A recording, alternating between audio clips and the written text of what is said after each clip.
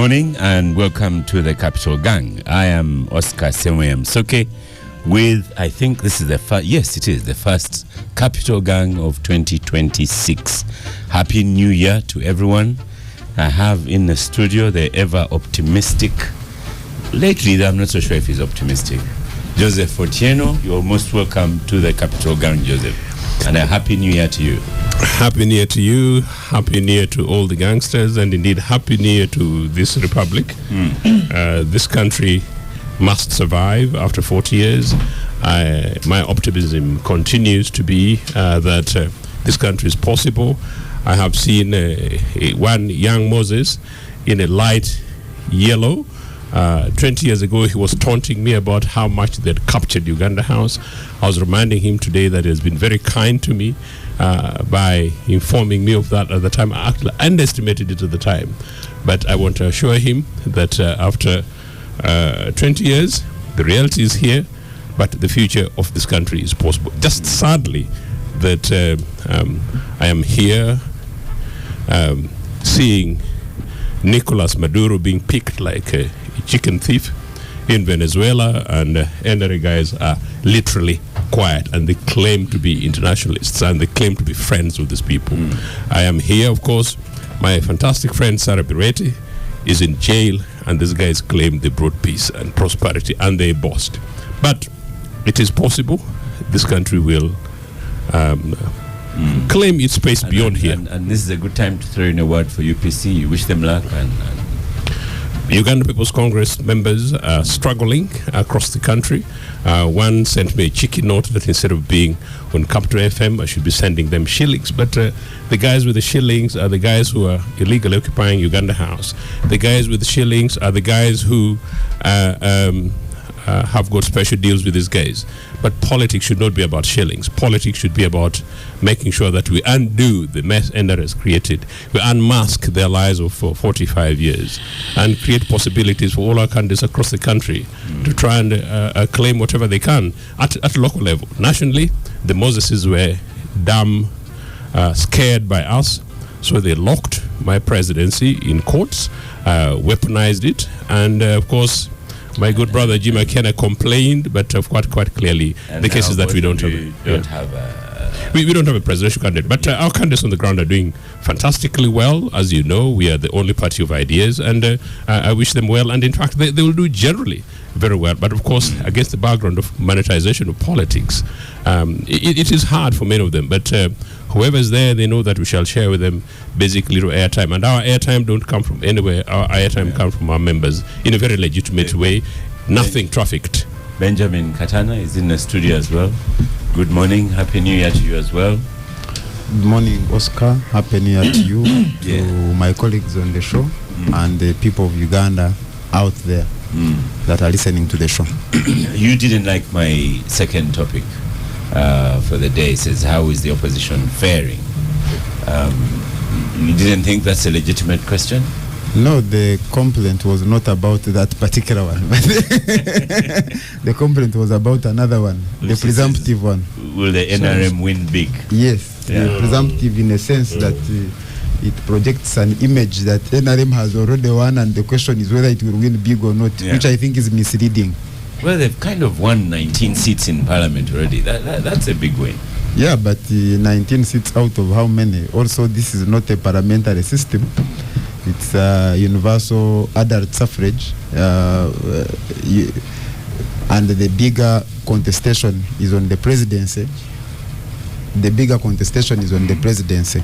And we are yet to cast the votes. Okay. Unless you are privy to the plan to rig. Benjamin, I like you very much, but I like you very much, but something that clear. Derek Wandera, the journalist, is in the studio. You're most welcome to Gang. Derek, and Happy New Year to you. Happy New Year, Oscar, and it's always great being here. Moses Pierohanga is in the studio as well. You're most welcome to Gang. Back again, Moses. Happy New Year. Happy New Year to you and our listeners out there. And as Joseph says, this is a faded yellow shirt. I don't know whether you feel faded. It's kind of posh, yes. But this is the Timberland. Really? No, that is posh.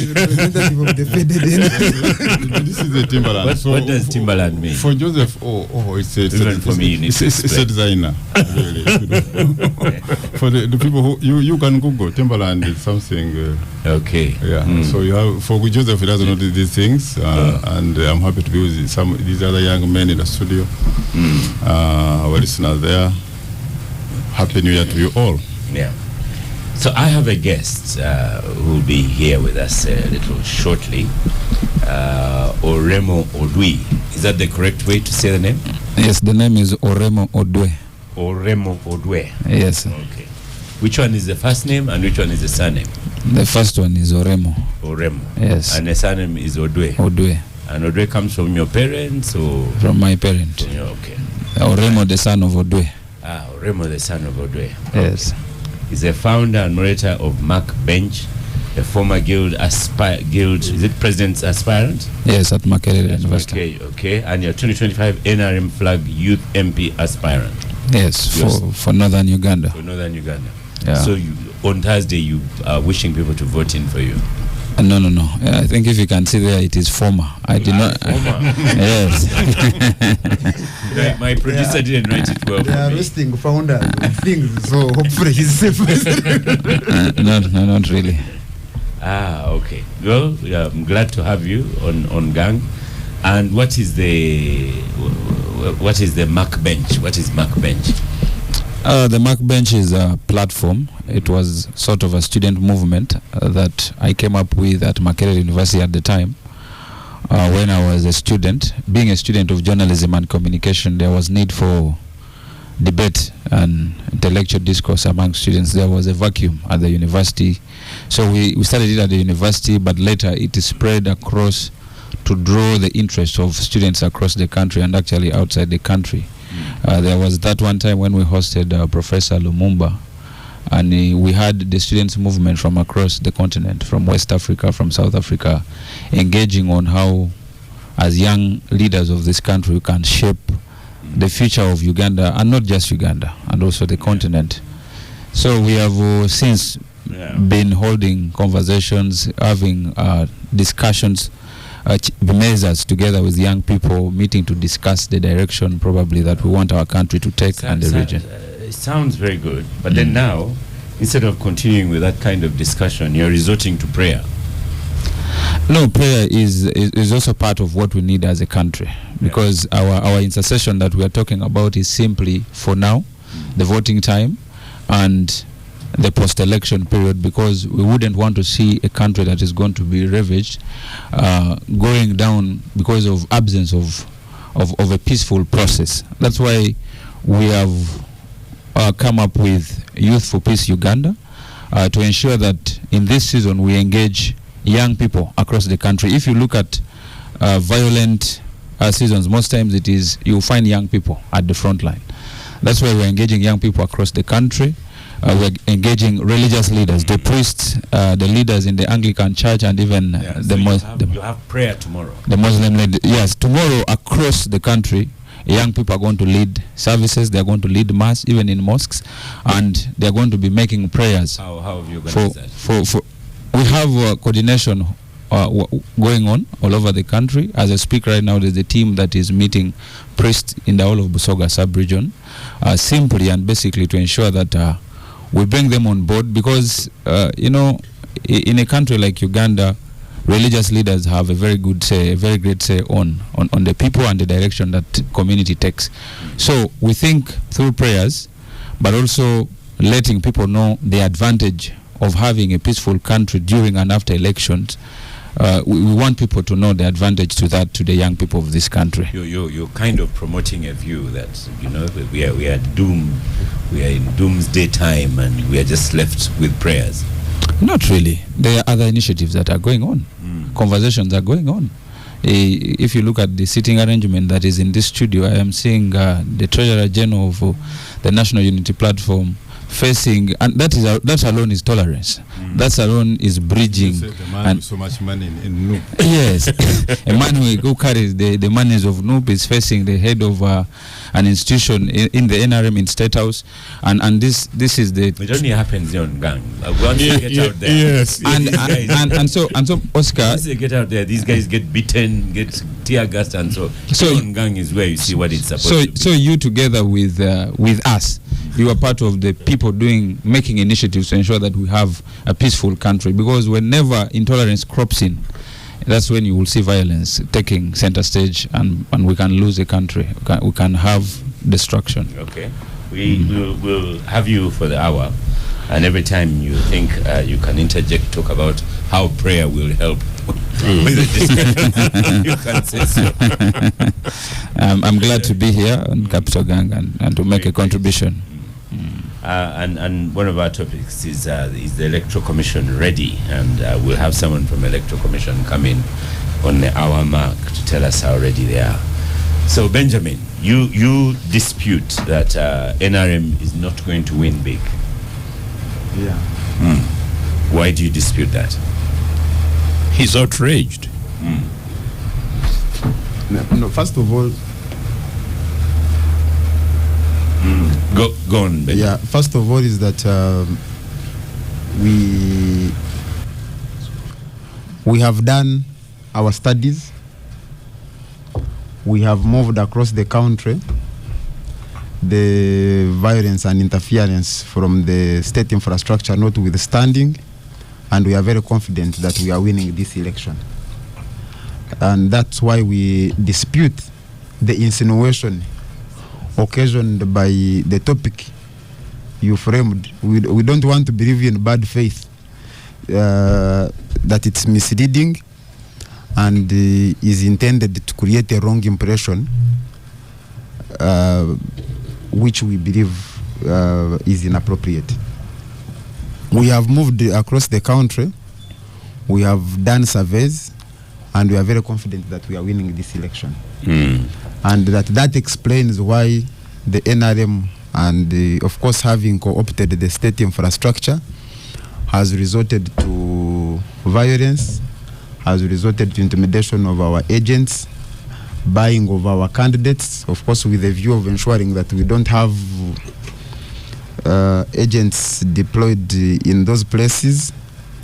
If they enjoyed the support of the population, they would not be resorting to underhand methods as a shortcut to winning. And that's why we believe that that topic, as it is framed, is misleading. But we want to believe that in framing it, you did not want to, because normally when we are going into the elections, there is always an attempt to, first of all, cause voter apathy, that this election is over, that even your voting will not be of any significance because the winner will not be determined by your voting. Yet we see the people that are propagating that narrative move around the country, fulfill pledges they made 20 years ago. Moses here has been very effective on fulfilling pledges in markets in the election season. We see them arresting supporters, we see them arresting people of civil society, we see them intimidating and coercing people out of race. Those are not things that are done by a person that is confident of winning through legitimate means. Yeah, so you remember last week, was it the other week, we had Mr. Nyombi Tembo here telling us we cannot publish results and so on, issuing threat-like instructions. So, but we can ask you, Derek, for example, do you see NUP winning in Bara? Do you see NUP winning in Kasese? Where do you see the NUP wins? Because you know Moses Biarhanga is going to come up here with statistics as usual. Yes, Kasese is one of them. Mbarara in some parts, yes. The bigger parts of Busoga, the bigger parts of Uganda, actually all the parts of Uganda we will win. Some parts of Uganda now you don't have an MP. Well, but we don't only have, because they've been denominated. we don't only have parliamentary candidates, and like I mentioned, that we don't have a parliamentary system where the candidate with the biggest number of MPs forms government. Will win in even some parts of Far East, West Nile. So we are very confident that, and even some parts of Chigezi. And our biggest task now is to make sure that we stop them from doing what they have been doing in the previous election cycles of forcing people to vote on the table. You have seen some RDCs threatening that in their respective districts people will vote on the tables. We have seen also the NRM candidates in Zimbabwe declaring that voting will be done on the tables, which is a departure from the established framework within our constitution. What does on the tables mean? Meaning that everyone who gets their ballot paper puts on the table when everyone else is seeing, so that they vote for the candidate that the ones with the power at that particular polling station want. And that explains what you have been seeing in some places, that the candidate has scored 100% of the registered voters, not even of the voters that have turned up in areas like Chiruhura and Kazo, where you find that there was nobody who was sick, there was nobody who had traveled, there was nobody who had died, but all the people registered at that particular polling station turned up and voted for one candidate. What about Gulu, Northern Uganda? Yes, we'll divide that one. Okay. Moses Birahanga, on the same question, will NRM win big? You've been saying all this time that you think NRM is, the opposition is even going to have lower numbers than they had before. That's a fact. It's a fact. Yeah. And anybody who doesn't see it, like Benjamin, I'm merely sympathizing with him. But you see, we are having 3 elections in one, but 2 in one, but the third one coming slightly later.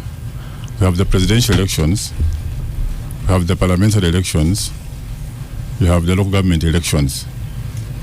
And the local government, you have, the district and the ones at the sub-counties. Now, all this is seen in totality.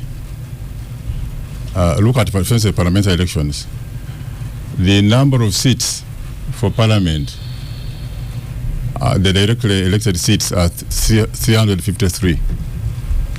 The women seats for cities and districts are 146. Total 499 for those two, if I don't bring in the interest, special interest groups. Now, out of 199, NRM nominated in all of them. Has candidates in all of them. I think only one was nominated the other day. So 498, about 99.9%. At the time of the close of nominations, NOP had only 58%, 294 out of 499. Before the nomination, for anybody was removed by other means, those who didn't have, whose papers, you had to add them on the mizani, and then they don't match, and she said that your papers are not of the same weight like the others. Those ones on the side, the Warukagas and others. So they had only 58% nominations, I mean, in the constituencies. Now, the 42%, they just leave them to us. That's why we have an opposed here and there, or running with some NRM independents. So they are going to win the 42% generally.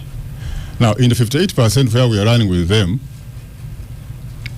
definitely we are going to defeat them. We are going to have a majority in those. So we are going to have an NRM-dominated parliament like we have today, with the speaker coming from NRM, with the deputy speaker coming from NRM, chairperson of committees coming from NRM. Now, the best at parliamentary level, the best NUP can achieve, for instance, is being leader of opposition in parliament. Now, they want to make the country believe that in an unlikely event, and if you went back, why didn't they get people nominated in all these constituencies? That's at parliamentary level. If you go at the local, at the district chairperson level, there are 146 districts and cities. NRM has candidates in each one of them. NUP has only in 49 districts. That is, they have left 97. For us, they said, for us, that day we cannot manage. You people, you go and do it the way you want to do it. And so we're going to win the chairperson of districts. At the district councillor level, their nominees are only 29% at the district councillor level in the whole country. If you go at the local government, at the LCC level, there are only nominees in 28% of the district sub-county chairpersons. At the LC3 councillor level, there are only nominees in 19% of the constituencies. Now, they were saying that for them, they didn't have, because they didn't have primaries like we did. So for them, they were saying people should write like a expression of interest, like you're asking for a job to stand in their party. And I wanted to hear it from Benjamin here, that out of 499 seats, directly elected seats, they received the requests from each one of them, but others they didn't manage to give to approve them. Because for them, they were approving select committee to approve who gets the card. So for me, what gives you this, what does this imply? That people there were realized by the time Othieno here decides to offer himself as a candidate, he gauges and thinks he can win or not. If he thinks he cannot win, he just doesn't have to. It doesn't mean you don't have some little support in that area. It might be there, but he says, I can't win here for my party, so why do I waste my time and money and so forth and so forth? So that's why they don't have candidates across the country in all those positions, and that's a good indicator that we are going to win the presidential elections. That's very clear. Now, so just look at it this way: in an unlikely event that wins the presidential elections, which is just very unlikely. In parliament, you are in minority. You are in the opposition. NRM is the one who is in charge of parliament. Under our constitution, that would mean if you bring a law, NRM would pass it the way they want to pass it because they have majority in parliament. They will do it like within NRM guidelines and constitution or NRM manifesto. Now, the president has the powers, if they bring this for assent, to reject a law and they take it back to parliament. In our situation, if parliament insists and passes it the way it passed it, and they bring it and the president brings it back to parliament, rejects it for a second time, if they pass it a third time, it doesn't have to come back to the president for assent. It just becomes a law.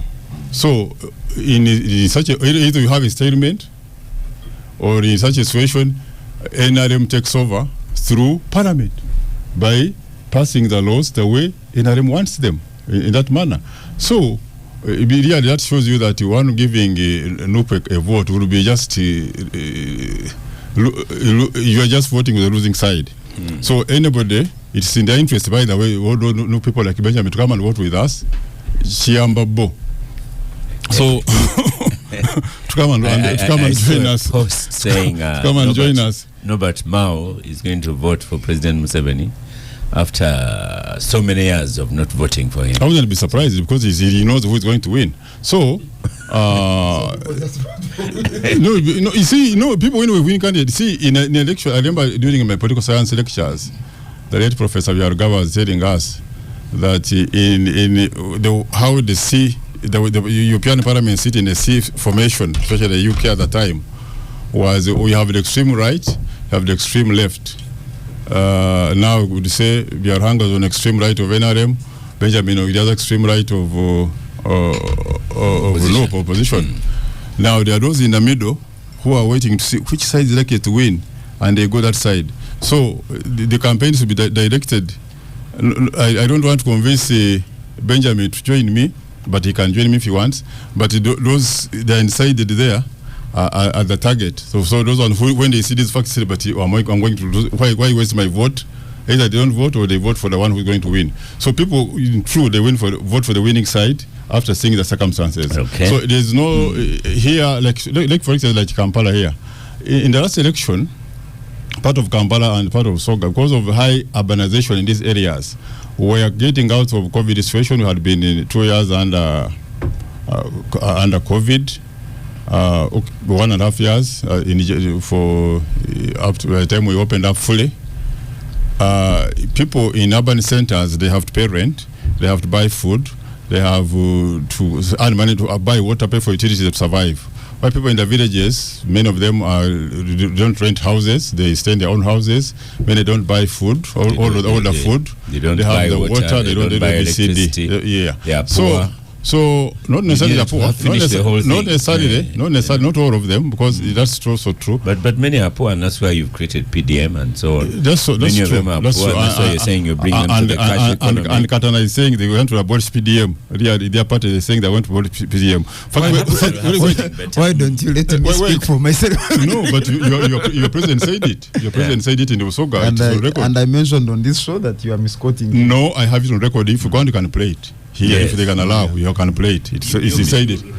No, it is there. It is there. My candidate is only going to forgive those who have given money. They don't have to repay the money. No. Your candidate in Usoga, while launching the manifesto, in one of the districts of Usoga, said he will abolish PDM. And I liked him when he said that, because he was campaigning for me now, because he's just now my agent. So maybe he would have something better. No, he didn't say anything better. But let me finish this point. He hasn't said anything better, by the way. I've been listening to some of the clips. So with a biased mind. No, but he said it. He said it there. And for you now deny he didn't say it. That's also not fair. If somebody said something and it's on record, you acknowledge that we made a mistake, because PDM is good for Ugandans, people like it, and you come and say you're going to abolish it, you're just campaigning for us. You're also throwing in campaign barbs there. I was explaining. Moses. I was explaining. In addition to PDM, it would be good to have running water. Actually, Kampala. Electricity. Most of the villages in Uganda today, I think 85% of the villages in Uganda have access to clean water. That's on record. Excluding part of my Nagongara, which is actually a town since before you came into power. 85%. And Nagongara has been a mini township for a very long time. If it is in 15%, then we shall. That's why we need another 5 years. In the next 5 years, we'll be 100%. Yes, concluded. That's why we need. So I was concluding that here in the city, urban areas, because of the lifestyle, you have to earn money to survive, and like in the villages. So the voting against us last time was based on people they're under COVID. They were not earning money. But the landlord is demanding rent. Some people had eaten into their capitals, in their capital, and so on and so forth. So there was that wave of economic need, which had not been satisfied, and that's why the performance. And if you look at the new performance in Uganda here, they got 1.9 million votes in Uganda. We got 1 million votes in Uganda. They defeated us in Uganda with 900,000 votes, but the 900,000. 500,000 of it was in Kampala and Wakiso. The rest was 400,000 outside Kampala and Wakiso. And that's very easy to recover, and I'm sure we have already recovered that. The 400,000 are going to be much higher. Now, within the 500,000 defeated with us in Kampala, we have made a lot of penetration within Kampala, Wakiso area. We are going to do much better. In my own database here, within this Kampala Wakiso area, where we received a total of 250,000 votes. If you add on Mukono, it was about 300,000 votes within these 3 districts. In my database here, I already have people I know we are in touch with, are going to vote for us, to a tune of about 240,000 of them. Okay. So basically, I have them. I have them here. We have recorded. Record. You need to have your notebook out ready. So it is very clear. It is very clear that the NRM presidential candidates, we're going to win the presidential election, the parliamentary election, that is no uncertainty, and the local government elections. Right. Chief RDC is here. Most welcome to Gang, Mr. Fred Bamwine in a yellow tie. I think when we invite Moses, we shouldn't invite him because they are overly subscribed. The point is noted, except for an RDC in yellow. I don't know how impartially fair I'm going to get in the services locally. But those are my thoughts. Yellow ties are Benjamin. in all the shops. Benjamin, these days coming to election, he agreed to come because always there's an accusation against an RDC. So he's here and he will respond. But let's have Julius, Derek first on microphone before Joseph. You've gone around the country, especially eastern and northern Uganda lately, and unfortunately even went to a burial. May their soul rest in eternal peace. And is there a feeling that NRM is going to win? I like Benjamin, but is the feeling there, or is Benjamin correct that NUP is going to win many parts? Well, unlike what Moses is showing. If crowds are anything to go by in an election, especially during the campaigns, then the two sides have really pulled crowds. I've seen quite huge crowds at NRM or President Museveni's rallies. I've seen very huge crowds. Unfortunately for me, whenever Moses has a big crowd, he sends me a video. Or so your phone must be full. It is full. Yeah, they have videos of only the rally, or they have people entering buses to go to the rally. They have huge crowds, and I think that the NRM mobilizers have really done a good job. I have seen spontaneous and growing huge crowds on the Benjamin Katana's rallies. The other day when I was traveling, President Museveni in Lugazi. That's where he was campaigning from. I think it was Saturday or Sunday.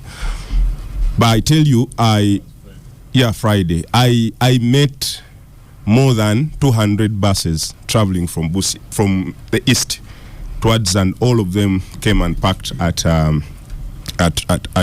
in Lugazi, and all of them were full of people, supporters. In my people, people. And my question then begs, where exactly do these crowds come from?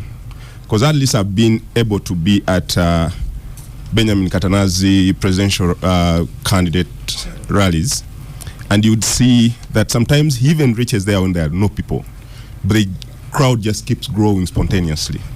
We just see people coming in their droves. I know that they also travel with quite many vehicles of mobilizers. A couple of weeks ago, Fred Bamwine said he's a star, a celebrity, so people will come anyway. Yeah, so for me, going by crowds, these two people have really pulled very huge crowds, and I know that it's going to be a very tough race between the two of them. Really? You think so? I feel so. It's going to be a tough race. I think... So Moses may be misadvising his boss, saying it's not going to be a tough race. In the last election, I think President misadvising the voters, probably is telling the boss the truth. in the last election, I think President Museveni's opponent got the highest votes that any other opponent has ever gotten. The biggest number of could be because of the turn up, and we know that the turn up was very low in the last election. So yes, you can sit with Moses, and he will give you the statistics of how the numbers have kept dropping on the side of NRM, and the percentages have kept dropping, and this should be something to worry him, this should be something to worry him, because I think apart from 2006, where he got I think 68% of the vote, that has and that was the second highest after 1996, and then you're seeing it dropping to 59, 58, anywhere there. I feel he says the numbers have never dropped. I feel. And he's a master of numbers, of statistics. I've hosted him, and he will speak numbers and stuff like that. And numbers don't lie. Commission results are on on their platform. What Is 59 higher than 68? No. The number. In the last election, we got 6,050,000 votes. Tell me when you have got less than more than that ever. Yeah, because I said the number. The percentage reflects. So for me, also takes for care me, of the number, because also the voters increase. So I feel the numbers are going to even dwindle lower for the NRM candidate, because there is a lot of voter fatigue and voter apathy out there. It's something that you cannot just shut your eyes from. You will look at places like Busoga. They changed a lot in the last election, to the extent that President Museveni lost in Busoga for the first time, I think. The biggest part of Busoga, and even in the east, when you look at, for instance, Busia, where I come from, President Museveni lost in that district. It had never been like that. Of course, when you go into Teso and the other regions, FDC had been very dominant there, but yeah, NRM had to take it in the last election. So for me, I feel these two are it's going to be a two-horse race, really. Yeah. Okay, Joseph, the same question is Katana here said that NUP may win, may take it. Berhanga says NRM will take it as a fact. It's absolutely their responsibilities it's their responsibility to say that. Yes, Derek says that it is, neck and neck. Derek is he saying neck and neck? Possibly neck and neck is sort of the language as it seems to suggest. He's a journalist. But indeed, and there's somewhere in between there. But I just want to say that one, crowds, as Milton Obote reminded us, leading to 1995-96, and Bambini is laughing because that is the master of this political thing, and I take it authoritatively and still remains the future, and not really the monies in the pot. And I'm giving context, and Bambino will be excited. Leading to the 1996 elections, a part of the debate we're having inside UPC, and young Odwe will be excited to follow that closely, because I like him to be more interested in that, is that the issue then was whether or not participating in the monolithic no-party elections by NRA cowards then was the right thing. Cecilio Gual and others were arguing that we had the numbers, we had the crowds. Whenever they went to burials, because the Moseses had locked political parties, they couldn't. Whenever they went to churches, people clapped for them. So on the basis of that, they believed we had strength on the ground, and in the event that we participated in those elections together with the DP and others, we would win.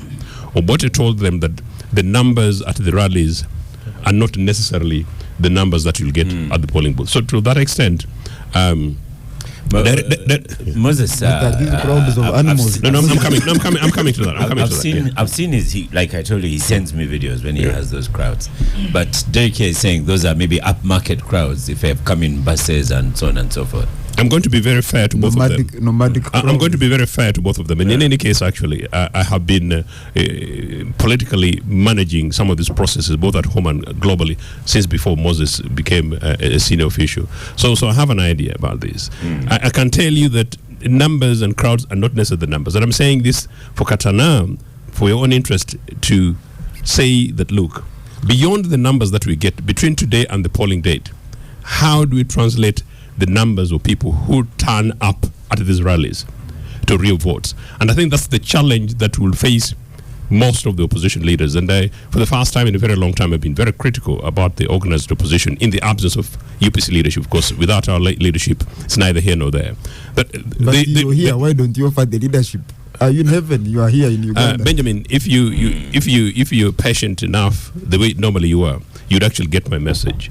That it is the issue is how organized opposition pooled their resources together against a backdrop of NRA terror almost, to make sure that the numbers that include some of what Derek seems to suggest, people who are disgruntled would pool themselves to the polling booth.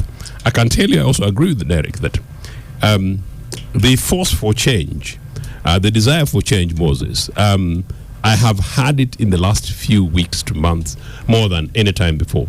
So there is actually a genuine desire in this country for people to change. And many of these have been hearing, including from people in NRA. People. Well, that's neither here nor there. And I think the idea that there is nobody else who can govern this country minus Museveni, that's the lie, and it's almost another blackmail. But young people like the Odwes ought to wake up to those realities. The idea that NRA that has failed after 40 years, has only the policies that you can turn 1 million shillings to a few people in villages and then you transform communities. No, I was in this place before NRA and I know better. So the issue is, how do we galvanize the people who genuinely want change to make sure, one, they turn up to vote, and number two, that they turn up to vote and they vote with their conscience, particularly on the basis of issues. Unfortunately, from the crowds of the two groups, and I agree, they've pulled huge crowds. And for the Katana group, no wonder NRA has got to resort to sticks for cows. Spaces where the NRA did not expect Chagulanyi to gain the numbers, basically almost across the country. I don't know where Robert Chagulanyi has gone and has not pulled crowds, and it would appear predominantly genuine crowds. And as I said, how those crowds are turned into real numbers at the polling booth. Now, because of the manner in which NRA has entrenched itself, again on the basis of the conversation you hear with the Baminues, it's almost very clearly the case that they've got either hidden numbers that include some of these new polling stations that cropped from nowhere, as alleged, or an effective state machinery organized and ready to make sure that we either win or they lose kind of stuff. That to me is the worrying thing. And that then finally brings me to the question of the likes of the Odwes. Young Mr. Odwe is a fantastic young man. I've met him before, and I really, really pray and hope that he grows far, in the future. The only thing is that he's basically in the wrong party, meaning NRA. And number two, that the young Odwes, instead of actually pulling prayers in churches are fine. I should actually be a bishop, holding factors constant. But we need young people to. What happened? No, by the way, from Makere University, I intended to go to the major seminary, but then the NRA guys got so much cowardice, they pushed me. They pushed me to exam. But if you don't mind, let me just say this for young people. In a minute, yes. I only wish that the Odwes, beyond prayers, Odwes mobilize and organize for change, for the real issues. I think you hinted, an election without discussions around health and education and infrastructure, a discussion in which young people, including one I was talking to last night, was doing academic research, and power goes off here in Kampala. Allowing Moses to get away with just PDM. Indeed. Running water and electricity. Indeed, and as I said for the 30 seconds, as I said at the beginning, Oscar, to the extent that Maduro is whisked off, to the extent that Sarah Birete is languishing in jail, and young people like Odwe are quiet, I look back at myself, a young person in the 70s and 80s, it would be completely impossible. They are not in the streets of Kampala demanding for that. They don't know that the Maduro move has got a direct implication on what happens in the street of Kampala. So youth of Uganda ought to wake up and wake up urgently. Maduro will discuss after the election, because looks like still a long way to go. I hope we shall discuss these ones of the peace. Yes, Oremo Odwe, you're on microphone. Yes. And Joseph makes a big point. In your prayers, will you also pray for Sarah Birete? Very much. I ought to comment. I don't know whether she's a political prisoner yet. If she's been charged, she's a prisoner of conscience. Absolutely shameful. Yes, I think court is handling the issue of Sarah Birete, and has she been charged? Yes. No, the court is still handling, and we need to wait for that. Has she been charged? No, she hasn't been. And I can tell you extraordinarily, the other day when she appeared at Buganda Road, I was one of the 4 jurors, especially excellent people. And then the magistrate, even without objection from the state, said, okay, we give state 3 weeks, to go ahead and respond to the lead defense counsel. By the way, it was one of the most shocking events and incidents I've ever had in court. It's really massively shameful. And for a woman living behind her children, and for a magistrate who herself is, I believe, a mother, it's a shame. I think the judicial process and the judicial system in this country ought to look at themselves inward. Yes, thank you, Oscar. I respect my senior Joseph Ochieno so much. he has come out loudly to challenge the decisions of young people who subscribe to the national resistance movement. It's only unfortunate that Joseph Ochieng didn't have the opportunity to run for presidency. Probably would have been in a position to make a proper judgment when he has been presented to the Ugandans. But with research, growing up, we consumed a lot of information that made President Museveni look something that we had not known, because they would tell us all things about him. But doing research, reading and understanding how President Museveni has steered the country for the last 40 years, I made an individual decision to join the national resistance movement. That's fair enough. And commenting on the question that you put on the floor, whether NRM is going to win big or small, I can tell you that NRM will win big across the country, because I think just last week I was in Karamoja, for example. The only candidate in Karamoja is President Museveni. This I can tell you, and the 15th is not very far from now. I've had some people here disputing crowds, that crowds do not reflect numbers. These crowds, you see, when you go for a mobilization, for example, a political rally. I attended President Museveni's rally in Busia. And I've also seen some areas when Bobby Wine went to Kotido, I was also in Kotido. When you put music running around the district, it is obvious that people, music excites people. Events excite people. When you offer a lorry for people to join and go to the rally, people will join in. Because number of artists more than the NRM rally. Now, I'm not talking about artists. First, let me drive my point home. So when we talk about numbers, the NRM presidential candidate has drawn the biggest number of crowds in all districts. If you looked at what happened in Busia, if you looked at the numbers that were in Kapchorwa, in Koboko district, but when we put these rallies aside, let us now go to structures. In the 72 villages of Uganda, NRM has 63 leaders. NRM has, in every village, we have 63 leaders. The team of NRM has been mobilizing in villages and talking to 63 people to go and mobilize the broader base of the village. Just assume that every of the 63 leaders, everyone picked 5 people, in-laws, friends and family members, 5 people to go and vote on the polling day. Who is going to be in position to win? So I think NIP should do focus, because I'm talking about NUP because they are the most close opponents of the NRM.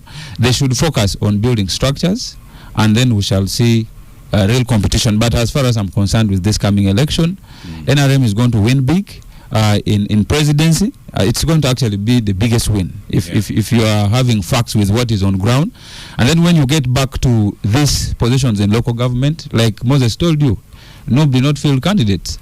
They field very few candidates in most of the districts. Some districts they don't have candidates even for chairperson LC5. So and NRM is counting on flag bearers, its leaders on the ground, plus the structures to mobilize. So it is going to be a big win. I've been asking this question of NRM people. Now you are a young NRM person. If you have a feeling that NRM is going to win, then why has it been necessary to beat up opposition people? They don't have structures, they are not a threat, they are not anything. I don't think NRM beats people. NRM has never gone on the streets to beat people. That is true. Yes. When security beats people on the street, you cannot say NRM is beating people. It is true. NRM is mobilizing the people. In fact, most often I'm inviting you to condemn the violence and the beating. Very much. I condemn. By the way, I distance myself from the violence we have in this country. I have that you can go and review on my social media platforms. Many often times I have rejected, I have condemned. Being a journalist, I don't feel nice when they're beating journalists on the streets of this country. And you cannot attribute that to the NRM. Sometimes security acts on their own. You cannot entirely put it on NRM. Security acting on its Not own. entirely. Yes. When the NRA is in charge. No, that's There is indiscipline. indiscipline. Indiscipline of security under NRA. Some people in NOP throwing stones at police. Oh yeah, that has been conceded. But the manner in which the national security is operating, and you guys hold the command for it, and then you say indiscipline and out of no, you guys are completely outrageous. With the microphone. You saw what happened in Gulu. Did you come out and condemn it as well? Very much, very much. You can talk to people who are close to me on my WhatsApp statuses, on my social media platforms. I have condemned. You see, so we need to deconstruct. We need to those structures you have out there. Do you have people promoting the view that we should not have discipline, we should not have violence, we should not have indiscipline like that? We can sit down the way we sit on it. Very much. Actually, we even have an RDC here, and you know, is Oscar. If you're talking about tolerance, I want to inform you this morning that the word tolerance actually makes sense in NRM, but it doesn't make sense in NOOP. I can tell you, I have colleagues in the National Unity Platform who cannot look me eye into eye, and that is very unfortunate. That's why we are talking about peace. We need a country that is peaceful. We need to have conversations taking place. We need to pray for our country. Okay. So no, but I have offended it. I have offended them. How is it a problem for me to belong to NRM? You see, the narrative of dogmatic NOOP leaders that everyone must subscribe to NOOP is something that is very dangerous. It's the one setting. It is the one setting a time bomb. Yes, we must tolerate. Does he realize how his rhetoric disempowers him from playing that role? No, it doesn't. I'm saying we shouldn't be dogmatic. If it shouldn't be a crime for me to be in NRM, and I should respect you. How?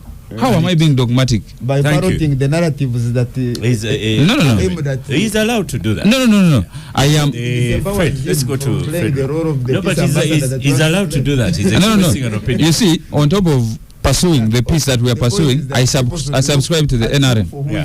And I don't think it should be a crime for me not to be in NOOP. I have my right. So you being in NOOP, me being in NRM should never draw a boundary between our interaction. Mobilize for NRM without presenting yourself as no. Even NRM should spread peace. Let's go to Fred Bamwine here. Thank you, Oscar.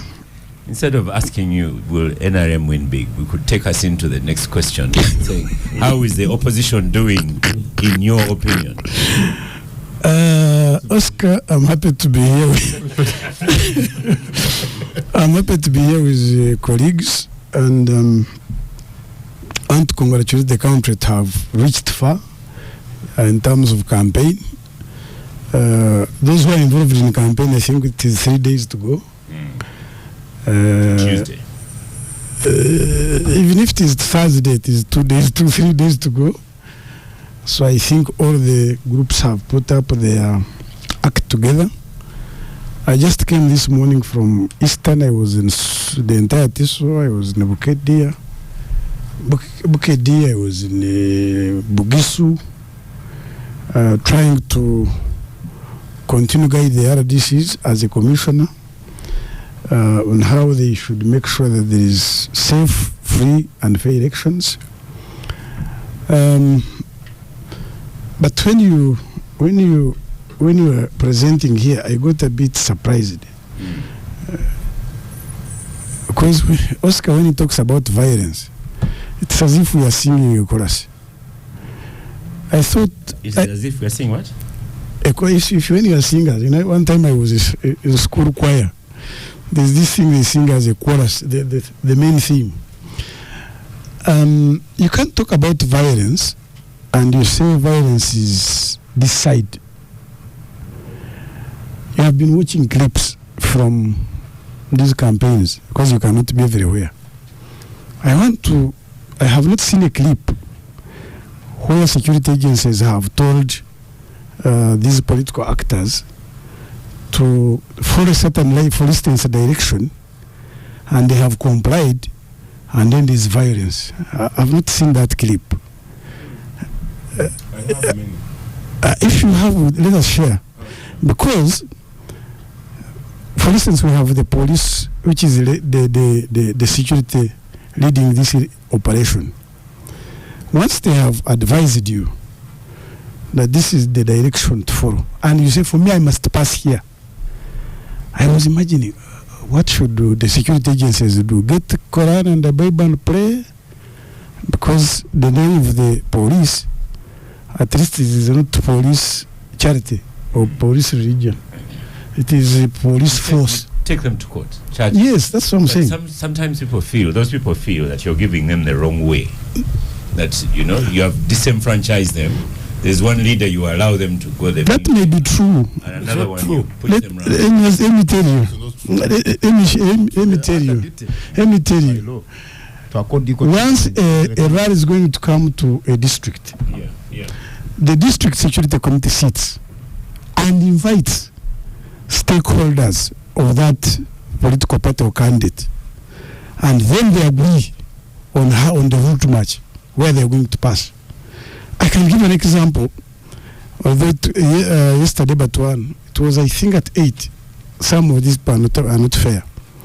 FDC candidate is supposed to be in Mbare yesterday and today, I think. Can you imagine they came to look for to discuss for this security route at 8 p.m. and the district security committee was saying, but we have been here the whole week. Why do you come in the last minute and last hour at night? But of course they are trying to play the victim role. So I would wish to see this candidate who has been to follow a route as agreed in security committee and has complied, and therefore there is violence meted against him or her. 2, if security has said, for instance, Ostieno, you are suspected of this crime, and they have come to arrest you, and you have complied. There is nowhere they cannot arrest you from. Even in your bed, they can pick you from there.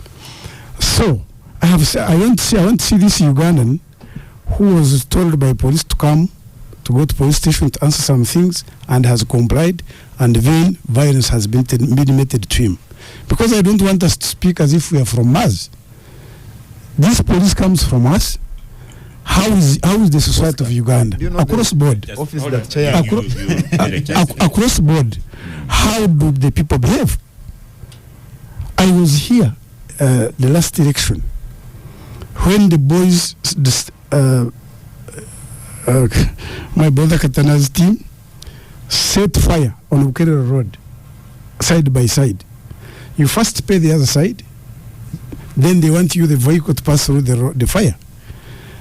So we sat as district secretary of Mukona and said, what do we do? My DPC then was called Musio, said, no, let me go and talk to them.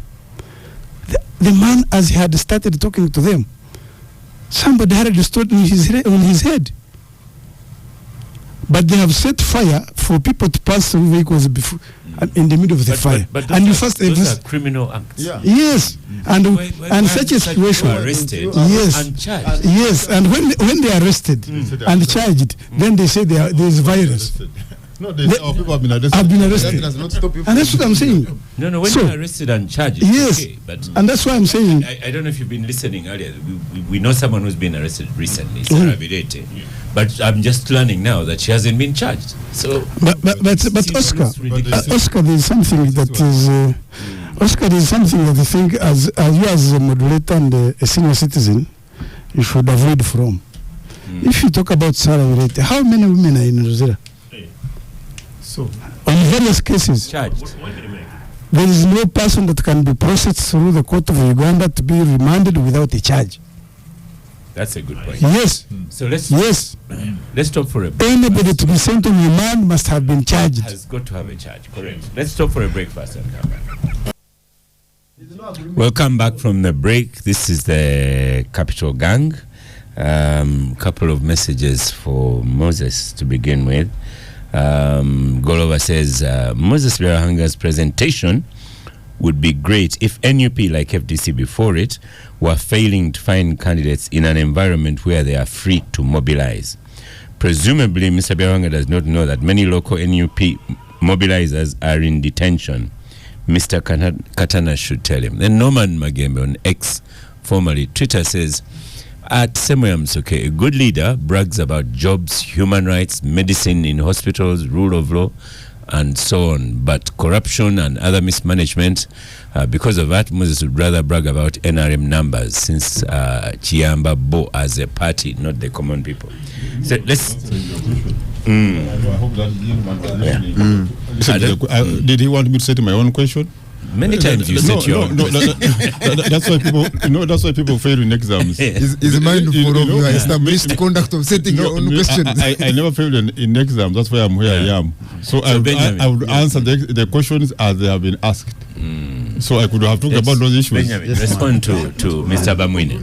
I think then we can make a rebuttal. Then two, I am sympathizing with voters in this country because I saw the arguments around more so to Katana. Mr. Chagon, I think it was yesterday but one. He was being interviewed and he said, even if I win 99%, they're not going to announce me. Now, Katana here is saying they are going to win. Now, whom should the voter listen to? The candidate has said, even if I win 99%, I'm not going to be declared. Katana is saying, no, we are winning. We have. The question is not winning, but being declared, I think. That's what I'm trying. You see, we are communicating with the public.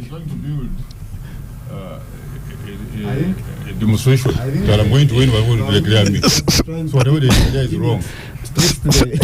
No, I just let's allow him to. I wish his press. So really, to me, the vote at the end of the day, this is an election whereby candidates should be telling us what they are going to do and convince the country to be voted. But in a situation whereby people, because he said they are not going to announce me, and that's not a problem. We want to use this platform for the future, which is starting on 15th. Now, I thought you were a candidate saying, people vote for me, I'm going to do ABC. I say, for us, we are trying to use this platform for the future, which is beginning on 15th. My other DCs and whom I supervise, we are chairpersons of the district security committees and the district intelligence committees. And these agencies are paid specifically by government to monitor all of you. And the area and the signal warnings are All of us. Yes, the whole country. The whole country, even the Moses and others. Every person, by the way, is being monitored by intelligence. And the intelligence is indicating that actually the intention is not for NUP to contest and win. The intention is to use it to get a review of how they can start violence. And you know, a lot of us contest that kind of intelligence. And even leaders in the intelligence world said all these things are being cooked to make money. I think you've heard of that. I don't know. But hold on, you're going to come next on the microphone. So, once we have intelligence, that although Mr. Katana comes here on Capitalgang, but he's just trying to pass a message that yes, on 15th for us we are ready to unite the country into frames. And I'm trying to tell you that I chair intelligence. Now Oscar is doubting our intelligence, which has kept the country for 40 years. No, but we've been told you create some intelligence so that you create a threat and so on. And I'm not the one who said this. No, but Oscar is one of your leaders that said it. But Oscar, Moses, can you wait? Let Katana respond first. So to me, pause there and Katana speaks. Thank you, Oscar. And I think even the statements of Bamwine clearly indicate the state of mind, the thinking process of his team. That for them, this is not a democracy. And a level of threat. He likes to be threatening. Yes, and they are monitoring citizens. The role of intelligence is not to control citizens, to monitor them, but to monitor crime, to monitor incidents that may relate to crime, but not to monitor citizens.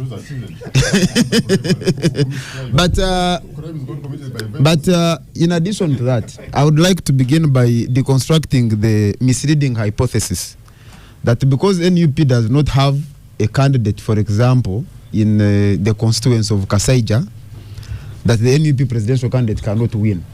In 2021, I'll give an example of Kamuli district.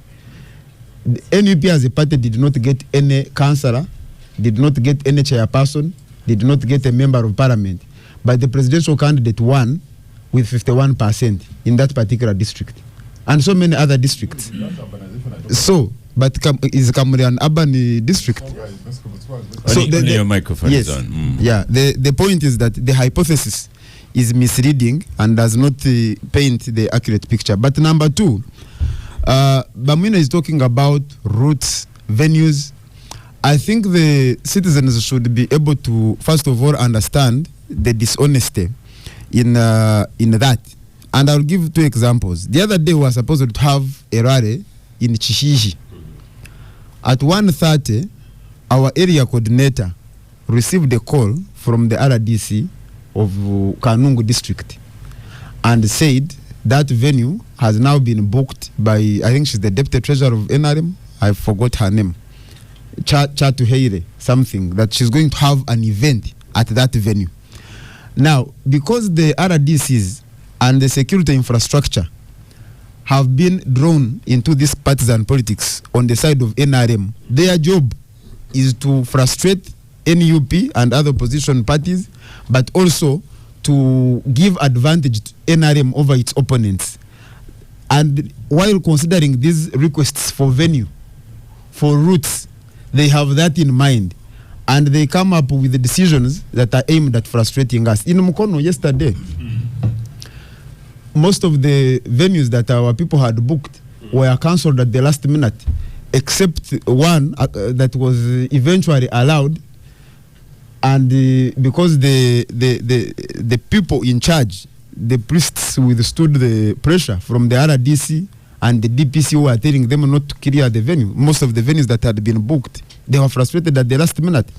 So my brother was talking about the absence of my brother, the one who claims to be speaking for peace, about the absence of structures. We have had our teams go to form structures in different parts of the country, and they are arrested just for trying to establish local committees. They are arrested. So if you want to propagate peace, you must begin by propagating equal treatment before the law. For as long as the system is designed to disadvantage some groups, they will resist, and will have a breakdown of peace because of that resistance. Number two is for the population to understand the fear-mongering that is being propagated by the NRM side. I have not seen people from any other group that is talking about impending war. And but every election cycle that we have, in an attempt by the NRM to justify deployment of violence, they always create an impression that there is a group that is trying to destabilize the security of the country. In 1996 elections, they said Semogerere and Obote were bringing war to Uganda. Yes. Let him finish. Let him finish. Yes. He's talking about any person who was trying to promote insecurity. Your candidate, he was here in Kawimpin Growers. He declared, he said, for us from now on we are rebels. But let me finish it. Let me repeat it as he said it. As you go home, go as rebels. As you reach home, do all the tactics of rebellion, and there is no any other command. Is that criminal? Start. So then when the security starts monitoring that those activities, you are not monitoring. We are. You are not monitoring. Why should we? But what you have already declared. But Oscar, you are a rebel. Maybe you have to take. How should rebels be connected? Yeah. So for them to be able to justify deployment of violence, they must create propaganda of impending destabilization of peace, breakdown of public order, and then co-opt people like him to move around and talk about peace, preserving peace. If you ask them who is sponsoring the campaign, it will lead you to the meeting point. It will lead you to the meeting point of the police, of the army, of the NRM, and all sorts of things. Well, you can say it is not true, it is true, but that's what it is. No, what you're doing is not promoting peace. Let me first take Fred Mamina's microphone away. What you're doing is to play on the psyche of the population to justify the violence that you have deployed in this process. And I was giving an example of 1996. They said Semogere and Obote are planning war. In 2001, they said the message is planning war. They deployed security. They killed people in Rukunjiri and other parts of the country. You were part of them. How? Do you know how old I was in 2001? In 2001, I was in senior 2. Benjamin, I was in senior 2. Don't respond to Benjamin. Yes. Don't respond to because you're leaning on the microphone. Yes, in 2006. So in all these electoral cycles, you have had people being arrested in a similar manner that our people were arrested in 2001, kept in jail on charges purportedly of planning to overthrow government. You remember the PRA fiasco. Nobody was ever successfully tried or convicted. We have people who were arrested in 2001. In 2021, the group of Machete, Karanzi, and the rest, they are still in jail. Oh, seriously? Yes, they have never been tried. Even when the Supreme Court said, let these people be transferred to the civil courts, they are tried. To date, their trial has never kicked off. You have people, victims of enforced disappearances in the 2021 electoral cycle. Now in this cycle, you have people like Mugumya. They have been missing. Nobody has talked about them. So you cannot come here. If there is anybody that is threatening the peace of this country, it is the people that are using the state infrastructure to do politics. And I always love to mention that when we are making the constitution, when you look at the report of the review commission that informed the discussions in the Constituent Assembly, part of why the delegates and the people of Uganda through the delegates, for example, established the Bill of Rights in our constitution, due process, the intention was not to drag Uganda back to the days of darkness, because all these claims when of these people are a threat to security, when well, even the days of Bandagari, you may wish to call it that. Joseph, your microphone is not on. The justification was always, even through the course of history, every time the state has gone rogue, and is trying to control the population, it must come up with false claims of people trying to destabilize peace and order, and then they rely on that to rain terror on the population, and that's what the NRM is doing. That's even now as we speak, most of our candidates for LC3 have been arrested, not presented in any court. Yeah, there's a gentleman contesting here, for example, in Anakurabi, I forget his name. There are several, and others are in hiding. Most of our local council candidates. I don't know whether you can accuse NRM, but certainly you can accuse Bamwine with those threats of insecurity and so on. No, but you see, he's the one who vents those threats. The NRM and the state in Uganda now have become one. Thank you.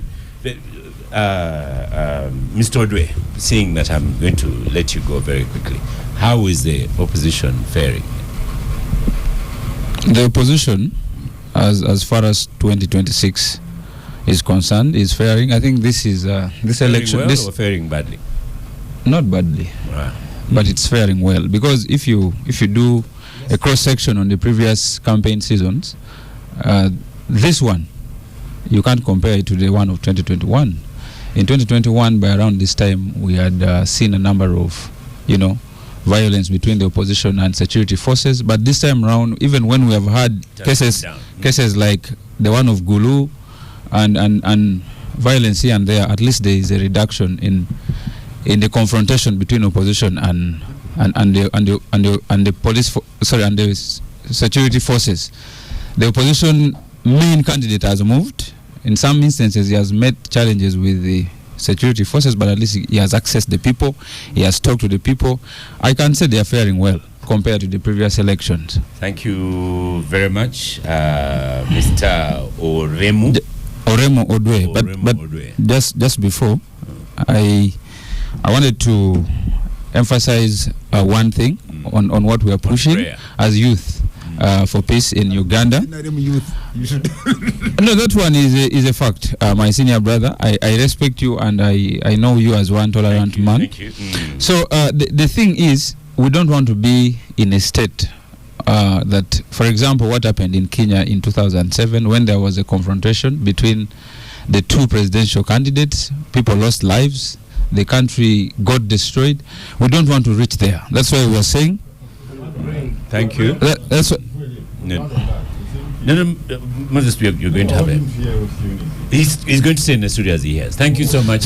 There's one last thing, Oscar. There's one last thing. So this is the prayer that young people are making in the country for peace, and we are committing with the young people. Thank God for peace. We thank God for peace in Uganda, and pray for more peace during the election. After the election, we commit to lead by example and being peaceful. And that is a prayer that is going to be done tomorrow across almost all churches in this country by young people, everyone, opposition, FDC. Thank you very much. We are going to have Electoral Commission come in as well. Moses, now you're on microphone. Well, what I wanted to comment on, first of all, before the young man, as the young man leaves, he's listening. Is that you see the statement? I think Bamina here mentioned it, that Kyagulanyi was saying that he's going to win, but it's not going to be announced. So you can take that statement lightly, but it's like, because he's going to lose. Basically, it's saying, when they don't announce me, what happens? Because you are like telling your people that I'm going to win, but I'm not going to be announced. Because see, is going to somebody from the Electoral Commission is going to come in the next segment. The elections, the results are announced at a polling station. Every polling station in Uganda will have now 50,000 plus. It is a summation. What the EC announces at the center is a summation of all those 50,000 plus polling stations. Moses, we tried to tell Mr. Nyombi last week, and he couldn't agree. He hadn't realized that. No, I was listening in. I was listening in. That everyone tried to tell him. No, I was listening in. Some of you were wrong. I was listening in, but the point here is that so when someone says I'm not going to be announced, but I'm going to win, so you are like preparing your people for something else, and all those information have to come in. But when the leader comes and says I'm not going to be announced, so what message are you giving to your people down? Two, I need to remind Katana to give us a scenario, as I mentioned earlier, that NRM is going to win parliament. There's no doubt about it. Now, if NUP was to win, him and Wandera, if NUP was to win, there would be opposition in parliament. How do you envisage a situation where you are in the government, you are offering a prime minister, at the same time you're offering a leader of opposition on the other side? Very strange situation. And I think Ugandans don't need this kind of statement. It happens in America. They had the to go the other time for about 2 months without a budget, without money, but that was America. Which was surprising because they have the majority. But also, you see, in America, the situation is different. That's if the president rejects a law and brings back to parliament, for you to turn it back, you must, to reject the president's position, you must pass it by 2/3 majority. To object to the president. In other words, the president, and in America, rarely would you have a party, 2/3 in two houses, both the Senate and the House of Representatives. Now, and never would they have a situation that one party has 2/3 of both houses. So here in Uganda, where now we leave parliament with power to override the president in case there's a disagreement on the law. Now, if NRM, as it's clear, is going to win the parliamentary seats, the majority of them are offer speaker and others, how would the Kyagulanyi be in charge of Uganda? A good student, but you answer questions, but you're not answering what I've asked you. You're creating your own scenarios. What have you asked me? Let me ask you again. What have you asked me? I was responding. No, but you'd already said that, and only you. Is not bad. Let me put to you, Moses. Let me put to you, Moses, and Joseph, and maybe Katana here. You and Bamwine know how to divert a discussion, and that's what you're doing. The question on the table is, how is the opposition faring? And for you yourself, I'll add on for you. If they are doing badly, if you have really, as you said earlier, it's a fact that you're going to win. So why is it necessary to brutalize them? Why don't you call out brutality against opposition people? We have been doing that, exactly that. I have, you see, peaceful election requires peaceful conduct from both sides. We were one day in electoral commission meeting of the candidates representatives. Katana was there, and the police showed us a video clip where, when their candidate was going to Soka, I think, to launch the manifesto, they covered the entire road, that's Kayunga Road, not following traffic rules, and in the process, among themselves, the vehicles knocked each other, and 5 people lost limbs. I don't know how they are flaring now. Now, the police was saying, please don't do this. If we ask you to do the right thing, please listen to us. Now, the other time where... So that's one incident. In other incidents, have you had a chance to tell the police? In other incidents... Like Gulu incidents. In other incidents which have... the Gulu incident, remember the other time the president in his New Year address said the police, nobody should use sticks to cane people. The president was very clear, said that's not allowed. What is illegally provided for is... Wait, we shall come to that. But at least... If you keep on saying you talk about talking against such. If somebody has been held, yes, so... The president was very clear and said, the president was very clear that please don't use the stick, don't beat any person who has done wrong. And you arrest them, follow legal means. But some of these confrontations, let me take another example, was when their candidate was in Fort Portal. He was coming saying from Kasese side, using that route from Kasese, from Unyangabo, and then going, the rally venue was before Photo Town. The police was saying, waited for them, clearing the way. And when they wanted us to go to town, go through the town and go through different roads and then go back to the police. Said, but your rally place is there. Why don't you go and address people and then go?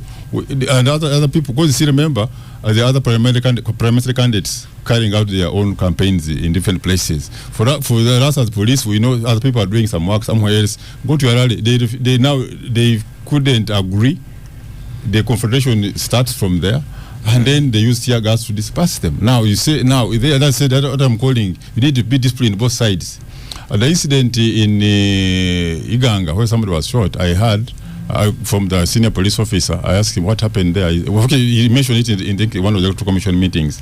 He said that the Bobi Wine addressed the rally in Uganda and completed his address after people were getting out of the playground, wherever the rally was, the venue.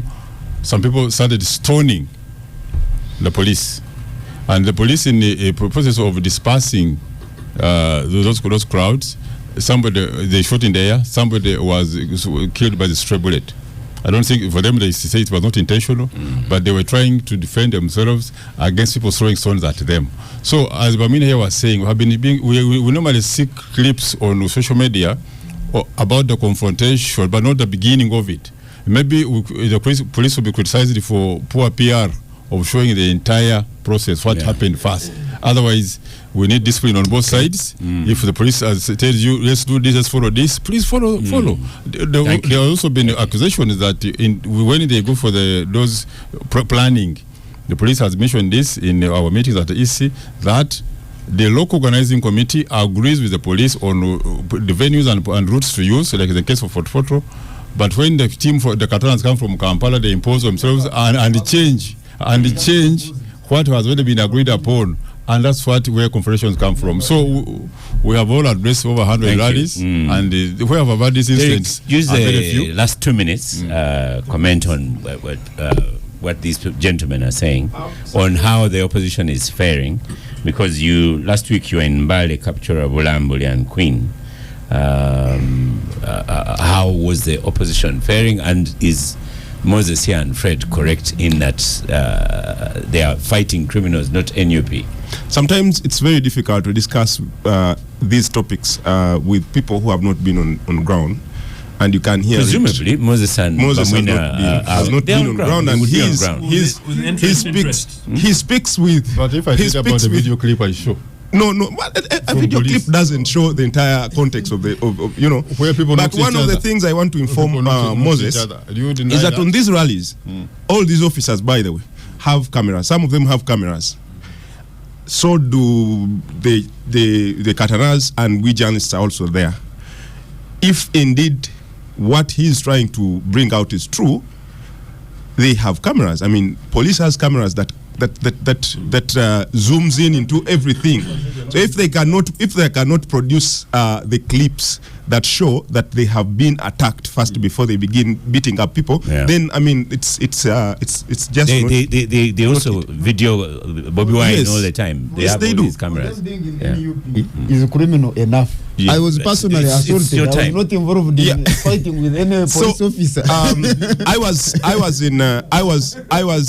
in Bulambuli, I was in Mbale, I was in Kwen, and I saw so many, by the way, so many venues were cancelled at the last minute. You'd reach a venue and then they tell you this has been cancelled, and then you have to continue. Who would have cancelled? Mr. Bamwine? Yes, the Bamwines, of course. The RDC. Yeah, and one wonders why. Because they had security information. Because the intelligence came. Benjamin, your microphone is and not one on. wonders. Derek, is it because they got intelligence? Of course they have intelligence. I have seen some generals being fired and because of this intelligence, and then Bamwine here is trying to convince us that they have a very good wrong intelligence. That's what they say. So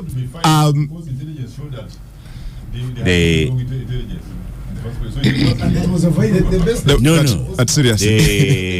Moses is heckling and Benjamin is heckling. But Derek, you're right. The bosses fired an intelligence person. Yes. Because of giving wrong intelligence. No, because of being. And now we're going to stop for a break. I'd like to welcome Mr. Julius Muchunguzi, PRO of the Electoral Commission. You're most welcome to Gang this morning. Thank you very much, Oscar, and I'm glad to be here amongst. You look very cold and very, jacketed up. Should we worry? Is that the way the EC is preparing itself for the election? You look cold and miserable. Miserable, no, cold perhaps, but cold perhaps, but not miserable. No, not at all, not at all. There is no cause. Welcome back from the final break. This is the Capital Gang, the last one to the election. It was Sam Duhura who reminded me, actually, it's the second one of the year. Well, most welcome to the Capital Gang, Mr. Muchunguzi. Our final topic was how is the Electoral Commission prepared for the election? And it is a genuine question that you need to answer, because in the last election, Kampala got their voting materials at 2 p.m. And yet the Electoral Commission is right here in the center of Kampala. So do you think this time round, Kampala and all other places can get their election material? Thank you very morning straight away. Thank you very much, Oscar, and I'm glad to be here. Every staff member of the Electoral Commission is everywhere, all over, doing the last minute, engagements. A number of my colleagues are on radio stations all over. I started with a radio station not far away from where you are. Certainly I would have been here from the beginning, but I was also tuning in once in. Yes, exactly. So that's why I'm here to answer my brother Katana, who started off with his comment. But to just let the country know that the Electoral Commission is ready. Everything that is needed for the general elections, beginning with the first polls on the 15th of January, next week on Thursday, are in place. As I speak today, materials are already arriving at the district headquarters, district offices across the country. The Electoral Commission flagged off the dispatch of all these materials, ballot papers, boxes that contain all the sensitive materials for use across the 50,000 polling stations across the country. So that by the morning of the 15th, all required materials with the staff of the commission to handle and conduct the elections will be there. Every general election is is an improvement on a previous one. And at the end of every general election, the commission sits and looks at lessons learned.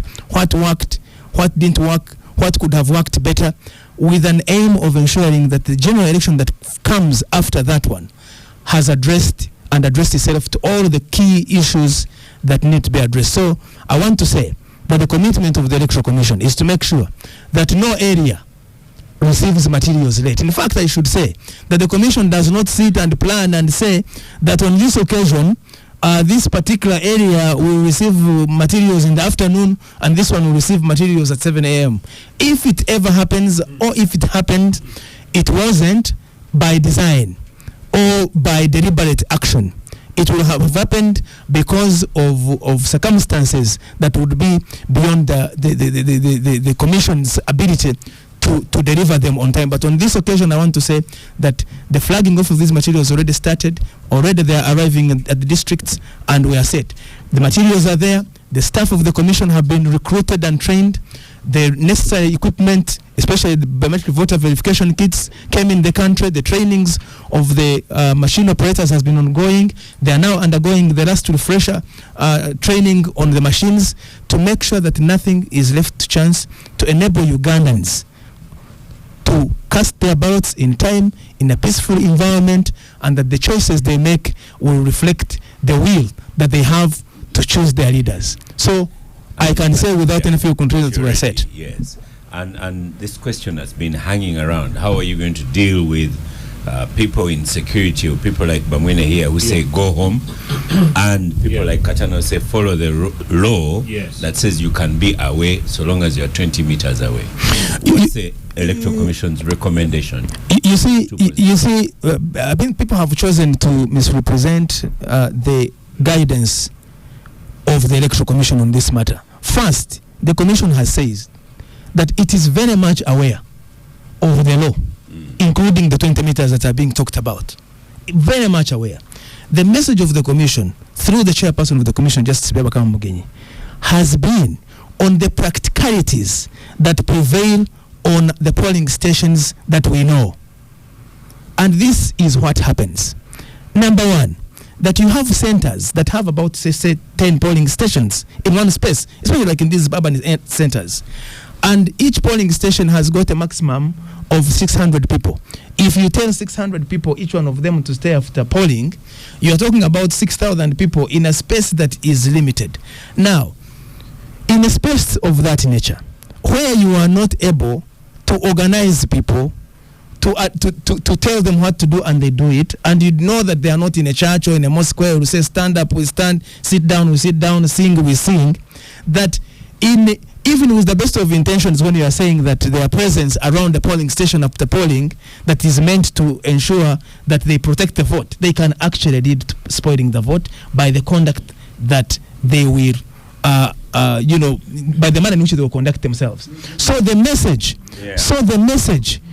which is advisory, is rooted in the realities and practical realities on the ground, not on the matter of the law. Thank you for clearing that. So, Julia, just 1 second. So why has it been necessary to say it this year? Because we've had all these elections going forward, and it has not been made necessary. I've been at a poll, and I've hung around and went home. And then people come back in the evening to count. So why is it necessary to make a mountain out of it? And you see, that's what we're saying. You see, lessons from the past. There have been a number of cases in the past elections where ballot and polling materials were spoiled by goons and acts of people that were hanging around the polling station. The polling stations, and there are a number of them, about 80 cases that I saw at the last count. But on the question of the protection and security of the interests of the candidate, the Commission has been saying, and continues to say, that the people that are in the law to protect and ensure that the interests of a candidate are secure are clear in the law. They are the agents. Yeah. They are allowed within the polling stations. They are defined. It is them that have the right to question, to ask, to seek clarification, and even to, the rest of us should be away. And in many cases, at the end of the election, after polling, after vote counting, the most important document that comes from a polling station, which is the declaration form, is handed over to the agents of the candidates. Yeah. It is not handed over to some people that are standing 100 meters, 20 meters, and that. And see, because the critical document is that declaration form, and the person who signs this is the agent. Now, the commission. Thank you very much. Okay, thank you. Now, take an example. Yes. Oscar here is going to vote in Chigo in Mutungo. Do I take my national ID and that's it? I take myself and my ID. When you go to the polls, you are Thursday morning. Thursday morning, 8:30 a.m. I'm walking there. At the moment, what is happening? You need to have picked your voter allocation slip. Where can I pick it? From the parish. We have staff at the parish level, parish supervisors. Their duty is twofold: to give out these voter allocation slips to each one of the 21.6 registered voters, and in handing over that receipt, repeat that for people to listen. So every person is entitled to a voter allocation slip, because the voter allocation slip is an extract of the voters register. The staff of the commission, who are parish supervisors that are in every parish, are currently giving out these voter allocation slips. And when they give out this slip, they tell you when the voting dates are, they tell you what you need to do, they tell you how not to spoil a ballot. And that kind of voter education is person to person in their languages. If you don't have, then, or it started about 2 weeks ago, and this has been ongoing. Or you can go with your national ID if you have it. But even if you don't have both, the voter allocation slip, the national ID, but you're on the national voters register, the polling officials will be able to check you against the national voters register, and then will take you through the process of verification that we'll speak about, using the biometric voter verification machine, which is mandatory on this occasion, whose law and instrument effecting the mandatory use has been signed by the Minister responsible for Justice. And then you proceed to be verified using your thumbprints. If you don't have thumbprints, using your biometrics on the eyes, the facial recognition, the iris, and then thereafter you'll be handed over 3 ballot papers for the presidential election and parliamentary elections. But those ballot papers will also first be scanned on their barcode to confirm and ensure that they are the ballot papers for that polling station. They have not been introduced from anywhere else. And then you proceed, go through the normal routine, cast tick. Just a couple more questions to you. Yes. No, you will not be rejected, but you will have to answer why he is carrying. Moses is not on microphone. So but yes, I'm listening to you, Oscar. The two things that come to my mind. Yes. The NUP have been saying that you have refused to hand to them the register. But are you saying you have handed the register to everyone, and it is there now where I'm going to vote from? So the commission has, in compliance with the requirements of the law, has and is giving out to the national voters the final one. Remember that on nomination, each of the presidential candidates, for instance, was given a soft copy of the national voters register at that point. For use during that interim period. And the law requires that before polling, 14 days before polling day, that the hard copy national voters register will be handed over to the presidential candidates. And in compliance with that, the commission has started already. I think by the end of today, all the presidential candidates will have received the. Not 14 days. No, I'm talking about the substance of the principle of that law, that the voters register should be in the possession of the candidates, and by the end of today, it will have happened. Yes. Final question. Yes. And this is a bit tongue-in-cheek. Thank you. Tongue-in-cheek, Munisipal style. Have you talked to UEDCL? You know, they are my friends. But have you talked to them? So, will Uganda have electricity for your machines to run? No, first of all, the machines have addressed a number of issues. The machine that we're using on this occasion addressed a number of issues that were experienced in the past. Number one is on the lifespan of the battery on the machine. It lasts over 16 hours. And the commission is deploying 2 machines per polling station, and those machines are coming alongside the power bank. So you have a combined amount of time for the machines to operate of over 40, 60 hours. Because if you have 16 plus 16 times 16. And the poll opens at 7 a.m. The poll open at 7 a.m. and closes at what time? At 4 p.m. At 4 p.m. As long as there are 10 people, and that's why we are calling upon voters to wake up and go to cast their ballots. So long as there are 10 people, the polls will open. But anybody found in the line at 4 p.m. will be allowed to vote. The police constable, the constables at the police station, at the polling station, will stand behind the last person that was in the line at 4 p.m. and nobody will be denied opportunity to vote as long as they are at the polling station at 4 p.m. Thank you very much. Joseph Ocheno, your microphone. Everyone has a watch, exactly. Yes, the watches and the means. I need to switch off Mrs. Michael. It's being diversionary. Yes. Joseph Ocheno. It's a delight seeing. It's a delight seeing my good friend Julius here. Just to say that for clarification, Sarah Bireti was actually charged. And interestingly, the particulars of the charges are that she obtained unlawfully some funny personal data in contrary to the provisions of some legislation, except that apparently this was something to do with the National Voters Information controlled and processed by the Electoral Commission without prior consent of the said Electoral Commission. As I understand it, without prejudice. I told you earlier that unfortunately she was not able to be granted bail. But interestingly, good enough since Julius is here. I don't know whether Julius is amongst the complainant or whoever they are. I don't know. Julius, you need to help us with this. But I think it's extremely unfortunate. Sarah Beauty will have a substantial, for her. But now we have him for just a few minutes. Indeed, and the reason why I'm want to find out the reason why I'm putting that in context is. If this is part of this, and the Electoral Commission did not comply to the 14 days provision for providing us with the necessary information, as it were, is extremely unfortunate. But look, looking at everything else, information coming from the Electoral Commission seems to be very precise, and Simon is a very good communicator of it. My concern still is the dubious. Julius.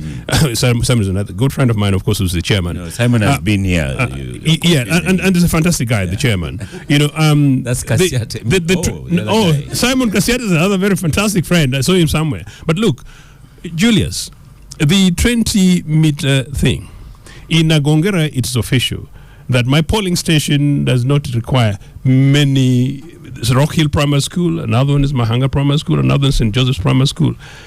For you to suggest that these things are circumstantial and leave voters and citizens vague like you do is extremely unfortunate. You need to say that people should be able to act in conformity with the law. And the law requires that it's 20 meters and 20 meters. If circumstances arise and you know there are particular polling stations which don't meet that, why did you gazette them? Now, in any case, if you've gazetted polling stations which you consider would bring complications, identify them, name them, publicize them, and let the citizens know that in the particular said polling stations you are required on the basis of the kind of concern that might arise, to move within maybe 50 meters. Moses. Microphone. What is the question? Because I said mine. You just take a note, Julius. Yes. The question was, how ready is the Electoral Commission? Well, I have been. I was appointed as an agent of President Yoweri Museveni's of candidate Yoweri Museveni at the Electoral Commission. So we have held meetings with the EC. We started the meetings with harmonization of the campaign programs. I think we have 3 of them. Then after that, we signed memorandums of understanding on implementation of programs. We were given campaign guidelines.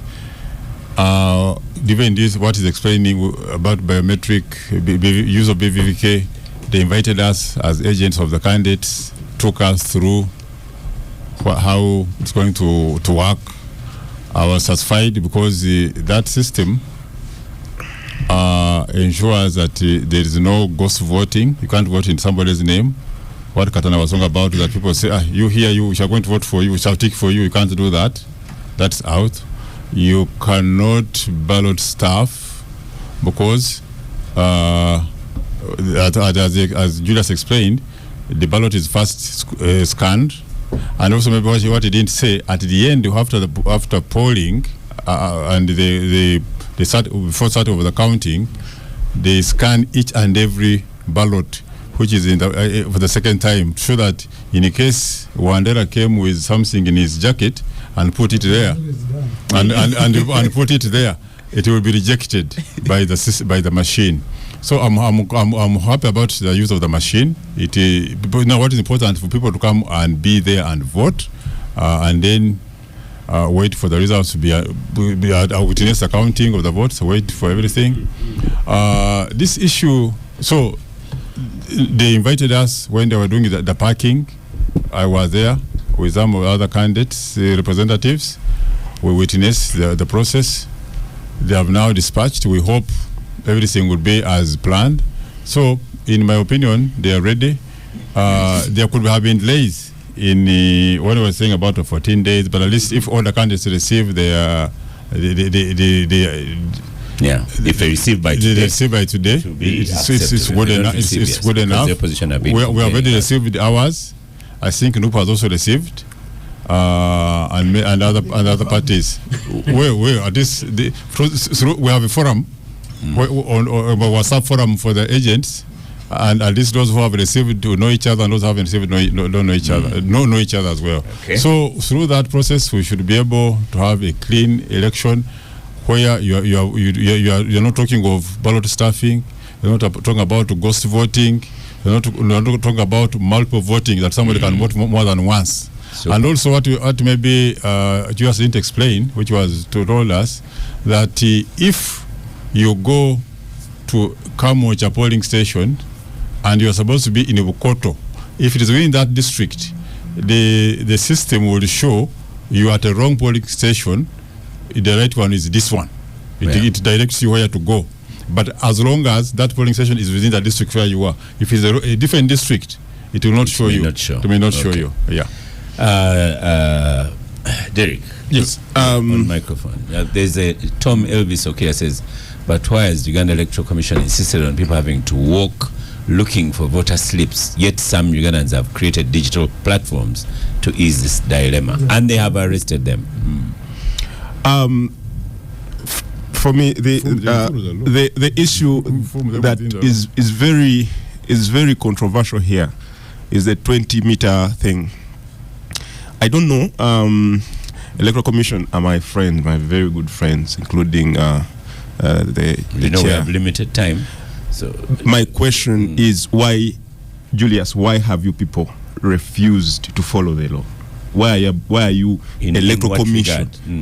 How do you tell people to go away, and yet the law provides for them to stay within 20 meters? He said it's advisory. No, it's not. No, it's not. It's supposed to be. You're supposed to follow the law, the way it is. You do not. What informs your decision? Give him some slack. He has said they are cognizant of the law, and they can advise that. Please go home. No, why would you? Why would you advise people to break the law? Can I answer that? Moses wants to answer on behalf of EC. You know, we don't have a lot of time. That is a very controversial matter, and the Electoral Commission of all people should come out strongly to say, if you would like to stay, the law provides for you to stay. Please stay. I think Julius has said that's not what he said. He's advising people to go home. Advisory, but also I want to add that Section 50 of the Electoral Commission Act. One day you can ask a lawyer to help you. You are not a lawyer. Yes, because you are not. Very, very quickly, because we don't have time. Give the Electoral Commission what they call special powers of the Commission. To not breach the law. Through this special, if I read it all. Of which law? Electoral Commission Act, Section 51 says, where during the course of an election it appears to the Commission that by reason of any mistake, miscalculation, emergency, or unusual or unforeseen circumstances, any of the provisions of this Act, including that what the one referred to, or any law relating to the election, other than the Constitution, does not accord with the exigencies of the situation, Thank you. Wait. The commission may by particular or general. No. Let me finish it. Because everybody's talking about this thing. Because he's misleading the listeners. The electoral commission has power. That provision is in respect to other factors. We don't have time. And it's been discussed. And counting. Benjamin Katana, you're not on my Oscar, first of all, I want to thank Electoral Commission so far, where they have reached. But voting is on 15th. I want to advise the remaining days continue being aggressive on the issue of voter education. I don't know what happens in this country. Some people become serious and he ticks a candidate beyond the box, and that becomes an invalid vote. I was in Karamoja. They lost 45,000 votes in the last election. So the issue of voter education should continue up to the last minute. So that we reduce on the voter, because I saw even invalid votes in Parliament. So you can see the extent. When they were voting the speaker, they had some invalid votes.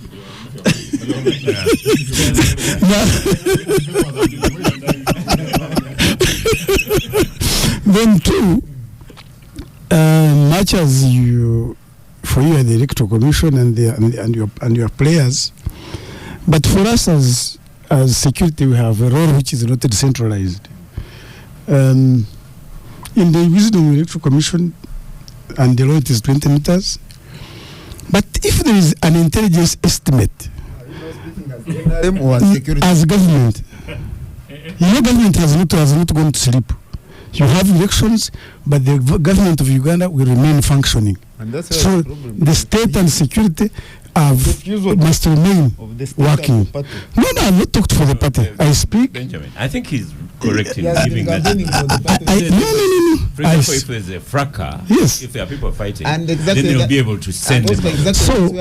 So once there is a security estimate indicating that Mr. Katana, as I was seeing him in the studio, is likely to breach the peace or is about to injure himself, it is the responsibility of security agencies to come and put the conditions. But we need to discuss this thing. Yes. That is an illegality. Which one? Because security. If he does something wrong, you charge him. That's what I'm saying. But you're saying you will charge him before he has done it. No. I'm saying, I want to repeat again. That's why I'm saying the police even can. He wants to charge you before. No. That's why there is even. Have you heard of something called the preventive arrest? Moses Byaruhanga is about to steal his own yogurt. Security has told you once the estimate indicates that there is likely to breach of peace, Benjamin Katana, you can even do the preventive. 2 minutes, Benjamin Katana, because I want to give microphone back to you. The starting point, of course, is that the Electoral Commission. Go to the microphone. The Electoral Commission must be reminded that its role is compliance with the law. Yeah. It doesn't make law, and it is not their business to go around advising things that are outside the law. Even the provision that Moses is trying to point to is in reference to different circumstances. For example, if there has been an earthquake and on that day people are not able to vote, the Electoral Commission can give it the next day. But that is not the most important thing. No, it isn't. Yes, there is also information that in some places they are not going to deploy BVVK. There have been meetings in some districts, and there has been a conclusion that in these specific sub-counties, we are not going to use BVVK. So we would like to get commitment from the Electoral Commission that it's the deployment of that equipment is not going to be in some places, and in some places people will vote the way they want. Then the other one is about the multiple entries in the registers. Because, if I'm wrong, you'll correct me, these machines, they are restricted to a specific polling station. If, for example, Moses, like most NRM do, is on the register of Kamwocha and on the register of Summit View, how is the BVVK going to help us stop him from voting at the two polling stations? Because we have already identified in the system, in the registers, that there are people who appear multiple times. The final point, Oscar, is about the and you know they sent Mbuli Letefa Yona. The challenge is that the security infrastructure at the district level, which is shared by another DC, who is clearly partisan, like you can tell from the comments of Wamwin on this show, is going to find excuses to say for us we are enforcing state security to disadvantage opponents of the regime. That they need to be reminded that regardless of where they belong, they have a duty to observe the law. Because now they have... So who are you telling this? The Electoral Commission? Every actor. These RDCs, we have Electoral Commission here, yes.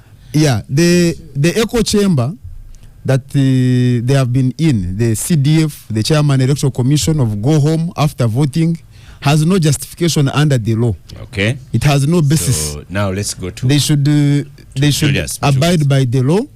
As long as a person has not violated the law, they have a right to remain at the polling station, provided they observe the 20 meters distance from the polling table. So one of the game changers in this election is the mandatory deployment and use of the biometric voter verification machine. Because, as has been said, every voter will have to first be verified before they are given ballot papers. Every ballot paper at a polling station will have to be verified before it is given to a voter. At the closure of the polls, before counting, all ballot papers that have been cast into that ballot box will be checked again and verified to make sure that there was no intrusion or introduction of a foreign ballot paper. And after the declaration form has been signed, it also be taken a picture of and kept on this biometric voter verification machine. And will it be pinned up as well? Absolutely, in accordance with the law. Now, the place where results come from is the polling station, and when you ensure... Where do you pin it? When you have ensured the integrity at the polling station, where results come from, results don't come from anywhere else. They come from the polling station. That's why every effort has been made and is being made to make sure that there is no doubt at all about the integrity and the credibility and the factual nature of the results that will come at each of these polling stations. No one will be able to vote more than once. The principle of one man, one woman, one vote is meant to be achieved to the greatest extent possible through the deployment of this biometric machine. And the law that has been signed into, by the minister does not have any exclusions of places where the machine is not meant to be deployed. These machines are going to be deployed in all the 50,000 plus polling stations across the country, and every voter will have to be verified through the machine. So I hope that answers Ndukatana's question of supposed places where there is not supposed to be the deployment of the... Will the results be announced at the polling station? Good point. Because Katana's candidate is saying for him he will win, but it will not be announced. So will he not be announced at the polling station? Absolutely. At the polling station, everyone who is there and every agent of the candidate who is there will know what results have been obtained by which candidate at that polling station. And that is where the facts are. That's really impressive. If you don't mind, that's really impressive. Transmission from the districts to the final tally. The results that are transmitted, the results that are transmitted are the results that come from the polling station, not anywhere else. And so long as you have your declaration because of lack of transparency. No, the transparency is there with the declaration form. For example, the law requires the Electoral Commission to give us tally sheets from the districts, but they have not been doing so, and we have written to them asking them to do so this time. Everything that must be done in accordance with the law will definitely be done in accordance with the law. And because then, this time they are digital, it will be a lot easier. But somebody was asking about whether one has to go and get the vote allocation slips manually. There is a provision online for those who have digital access to check their polling stations on the website of the Electoral Commission. The website of the Electoral Commission, www.ec.or.ug. A window will open that shows check your particulars, voting location. When you enter your NIN number or when you enter your voter location number, it will bring those particulars. Julius, So, Excellent. Since you say that, First of all, hold on. We're Yes. giving some more information. yes. Yeah, So go. so that is so that's the point that I wanted to make in terms of the integrity at the polling station, which is the most critical point. The point on voter education and making sure that we deal with the question of invalid votes is very, very key, very significant. And that's why we will not relent, and we're not relenting. And that's why we're telling our parish supervisors, as they hand over the voter allocation slips, they go the extra mile of also showing, because we have printed out materials to show people how to correctly mark a ballot paper. We do not want to see invalid votes and spoiled ballots taking the position of number 3 in the total tally of the results. That you have number 1, number 2, and then the next one is invalid votes. We want to make sure that we reduce them. Voter education is critical at all times, and will not. Just one question from me and one from Joseph.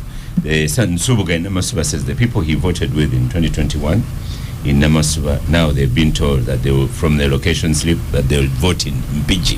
So should they wake up early morning and go to Mpiji, or this is not correct? Joseph, what was your question? that is rather impressive that the finality Julius gives on the results from the polling stations. So if that's the case then, and it's been one of the big contentions, perhaps we would suggest that we don't necessarily need a national polling center, and that if journalists like my good friend here comes out with the figures across the country, that automatically should reflect. No, the law also, national. the law is also very clear on who the returning officer for presidential elections are, and the duties and responsibility of that. Because part of the argument has been that figures just change between the polling stations. The law provides that the chairperson of the electoral commission is the national returning officer. You respond to that? That figures change between the polling centers. I am not aware of any figures that change from the polling. The results that are tallied at the national tally center are the results. No. I am not, and there is no evidence of such allegation that you can find somebody obtaining a certain figure and different location. Julius, different location from where you voted for. Is this case of Namasuba correct or not? I mean, those are cases that we'd want to see, because I mean, you say it, but I mean, again, if you don't have it with you. because what we've taken, the commission has taken time to clean up the National Voters Register. The visit that we have today is not an exercise of yesterday. It started last year in January, February, with the update process, with the display at the polling stations, with the people coming and saying that this person died, with people coming and saying this person appears more than once. And alleged polling stations at prisons. And it has gone through this process up to, and that's why it has taken long to make sure that the voters register that is available for use is a credible voters register. Thank you so much. But the final point, Oscar, is to appeal to Ugandans to continue to keep peace and to be law abiding as we go in this final phase of the campaigns and as we go to the polls. Let nobody engage themselves. Let nobody engage in any activity that can cause violence, or that is criminal, or that is against the law. Yeah. So we are appealing for peaceful conduct. We are appealing for everybody to act within the law. We presume that applies to you as well.